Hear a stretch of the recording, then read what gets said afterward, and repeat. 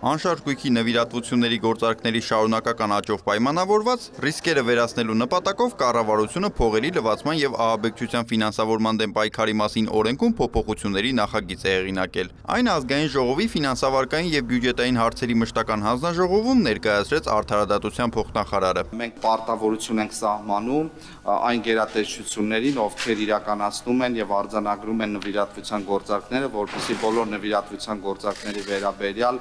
տեղեկատվությունը պարտադիր ներկայացնեն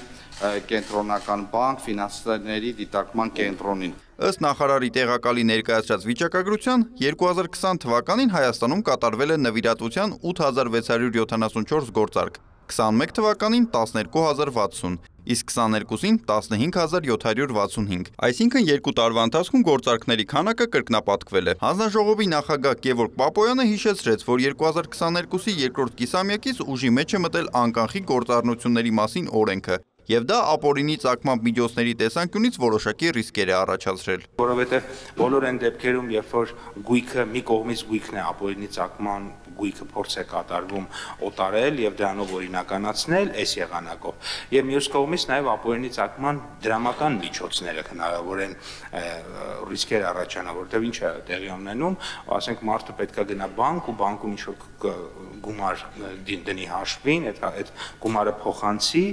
եւ պետքա հիմնավորի իրեն այդ գումարները որտեղ է, որտեղ ինքը նախընտրում է օրինակ այդ գումարը կանխիկով տալ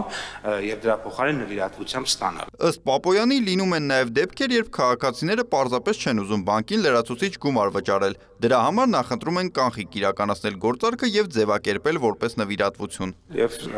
հորդորում եմ հիմա կենտրոնական բանկին եւ առաջիկայում այդ հարցով քննարկում ենք ունենանք, որպեսզի նաեւ հետեւի բանկերի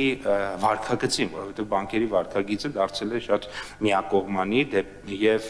ըստ էության ծառայությունները, որոնք նախկինում մատուցվում էին անվճար, հիմա օգտվելով օրենսդրական փոփոխությունից դարձել են վճարովի։ Եվ սա կարծում ենք, որ այն հետևանքներից մեկը չէ, որ մենք հետապնդել ենք, ուրեմն անկանխիկ գործարքների մասին օրենքը ընդունելուց եւ եթե բանկերը իրենց վարկագծում փոփոխություն չբերեն, մենք ստիպված ենք դնելու այլ եղանակներ եւ մեթոդներ կիրառելու։ Սա ուղղակի իգիտություն բանկային համակարգին եւ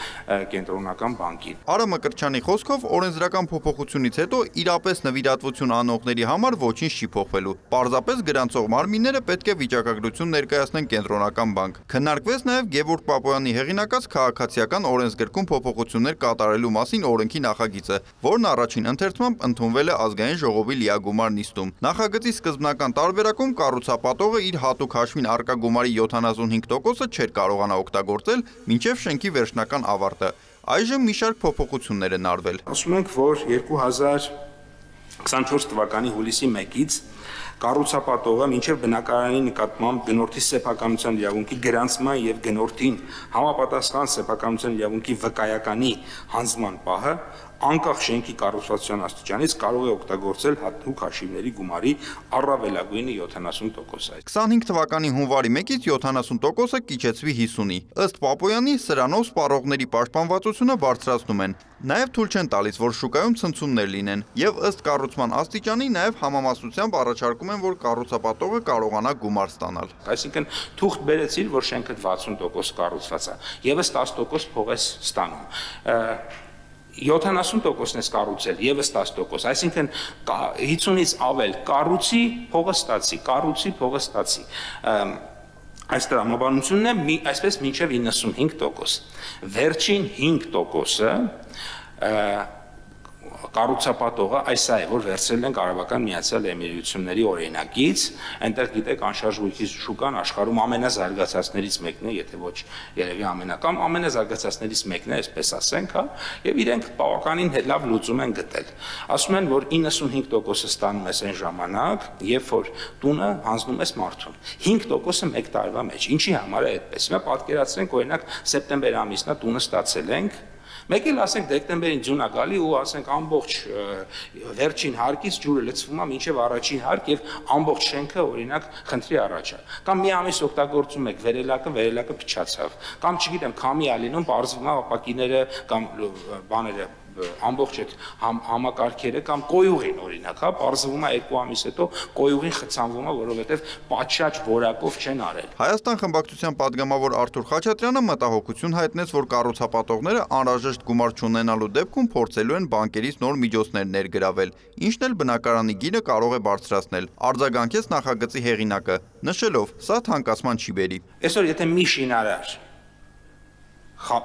զենց կոնկրետ ուղղակի խափեց կամ չկարողացավ մարդկանց բնակարանները տա ու դա տենց հանրային